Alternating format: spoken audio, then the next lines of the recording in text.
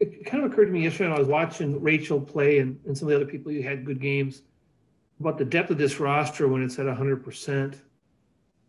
And I know that like bench scoring isn't always a indicator of a great team. I mean, you guys didn't get a lot of bench points during the title years, but do you see this team maybe ideally being a team deep enough to give you more, maybe more scoring off the bench than you've had in recent years? Yeah, I think that's fair to say. When you look at who's going to be on the bench, and I think more than anything, productivity of being able to, like, for example, in the post, share the rotation more fully than what we have in the past. I think we had good intentions in years past with still, but ultimately we didn't have players that we felt like could be productive enough. I do think we have that at this point.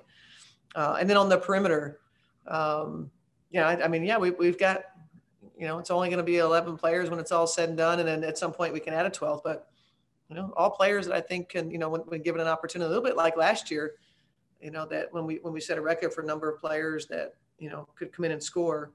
I think we have a chance.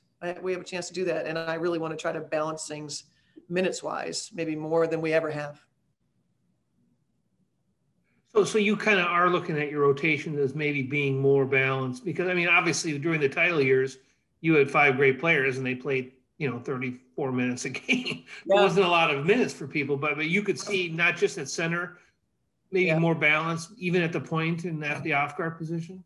Absolutely. Yeah, I mean, I think McBride and Powers, Fee, will earn the most minutes. They've got to be upwards of, 28. But I mean, it's still, it's still a fair amount of time left. I think Rachel and Crystal, depending on what's happening, that's what I told those guys after the game yesterday, that it was Rachel's night against Washington. Next time you play, it could be more Crystal. And so I think the game will reflect that in terms of minutes. I don't know how many minutes Rachel played versus Crystal, but Rachel also played a lot of 2 yesterday. But once we get it all settled and Rachel truly is the backup one, you could see conceivably platooning Crystal and Rachel and just, maybe it's 22 and 18 and whoever's night it is the one that gets a little bit more minutes. So that's a luxury that we'll have. Last question. In regards to Rachel, there were times last year where when pressed at the perimeter defensively, there were some problems. I thought she has taken a big step in terms of handling that pressure. Would you agree? I do, and I really want to make sure we give her credit because her off-season work, was with that in mind. We asked Rachel to take a step in terms of the physical part of the game. Like maximize. Each of us has our own athletic ability.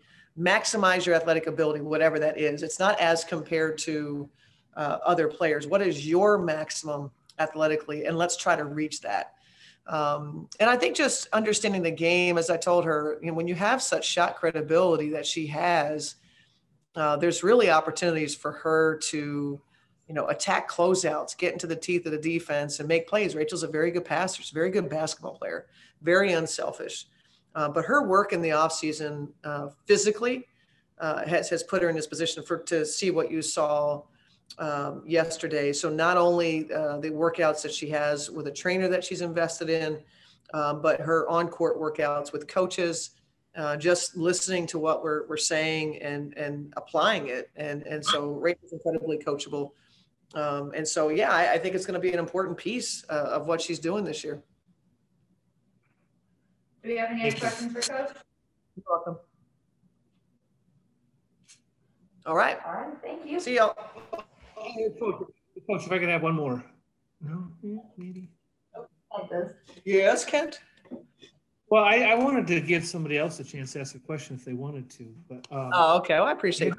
Yeah. Have you decided when healthy whether you're going to go with a bigger starting lineup or a smaller one? I mean, I guess in terms of like having Ariel as a third wing or having Dantas as another big, have you kind of decided what you want to do there? Or is it going to be like a game-by-game thing?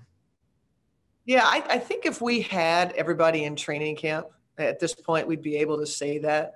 I think without having that, there's no sense. And I think we have to see how this is going to play out. We want to be able to react to however this comes together, since we don't have the opportunity to have this group together from day one and have to make that decision in our rotations. So I think we have an idea, even at times in the game of moving pieces around, to put your 5 best players on the floor, regardless of position. Like, we thought about some of those things, but I'd say at this point, until I have to make a decision, I'm not going to make a decision.